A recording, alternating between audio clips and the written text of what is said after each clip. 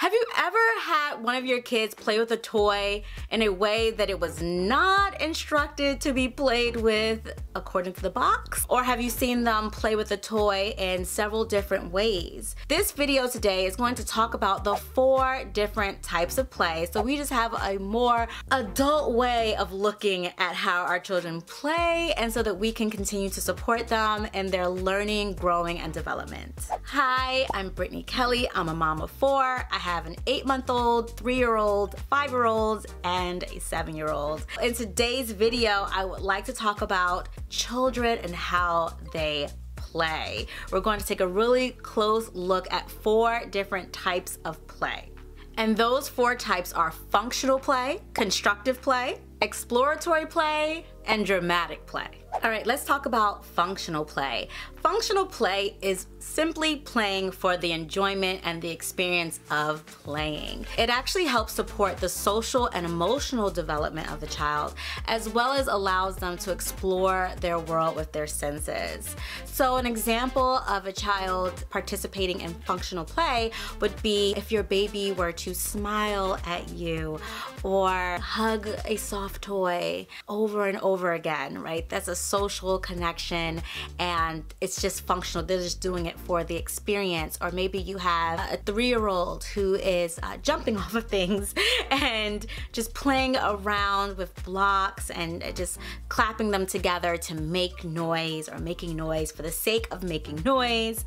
They are engaging in functional play, and this is a very important part of their development because it really engages their senses and their social emotional development. Next, we have constructive play. Now, constructive play is goal oriented, so you're going to see your child doing something like drawing something or building something. This is actually really helpful in promoting your child's ability to plan. So take for instance that toddler that I said before might be banging blocks together. Now they're actually trying to build a tower. So that would be constructive play. They actually have a goal in mind, they're planning, they're thinking it through, and so it promotes problem solving as well. Always give your children the option to have items such as blocks and things that they can use to build and to promote this type of play. Now let's talk about exploratory play. So in exploratory play, your baby or toddler or young child is actually taking the time to really look at something, really observe it very closely. They're observing the details of it, and they are learning about it in a very concrete and involved type of way. Now, children who are really young have the unconscious absorbent mind, as Dr. Maria Montessori would say, but in this instance, they're actually intentionally taking on the details of a particular object and really exploring it with their hands. Babies often do it with their mouths, but this is actually developing their concept and language skills. So they are actually learning about the size and the shape and the color and the function of the actual item that they are touching and using and experiencing. So also allow them to have a moment to explore. Sometimes when there's an item that has a specific function that we know, we kind of jump in and start telling them or showing them or take it from them to show them how to work it. But let them actually have a moment. Let them look at it, let them flip it upside down, see it from different angles before you even show them the true function of it, so that they can explore it and build their understanding of other aspects of that item outside of just its function. Dramatic play. This is one of my kids' favorite things to do right now.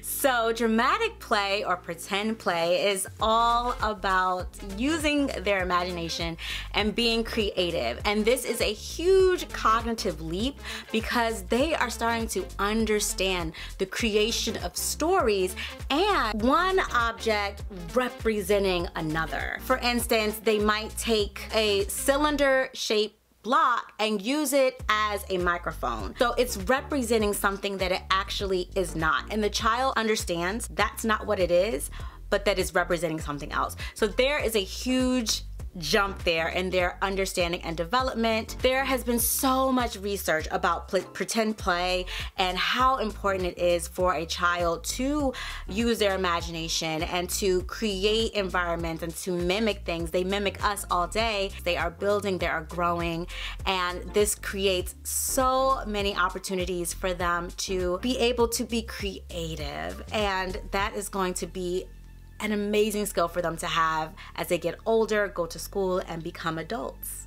So I hope that this video actually helped you to see your child's play with more of an adult, intentional understanding so that you give them plenty of opportunities to play. I know I talk a lot about early education, and I get really excited about the academic stuff, just like many other parents, but we always have to remember to bring it on back when we're dealing with children who are under 5 years old, especially, that they need plenty of time to play because it is intentional, it is growing their minds, and they only get to be this little once, so let them grow, develop. It has a function. Play is the work of children. That is a quote from Dr. Maria Montessori, whom I love. Hopefully you have already subscribed to this channel. If you haven't, then join us. We love supporting all the super moms out there. You don't have to be perfect to be a super mom. You just have to show up with a full cup, doing your best. All right, I'll see you guys in another video. Bye-bye.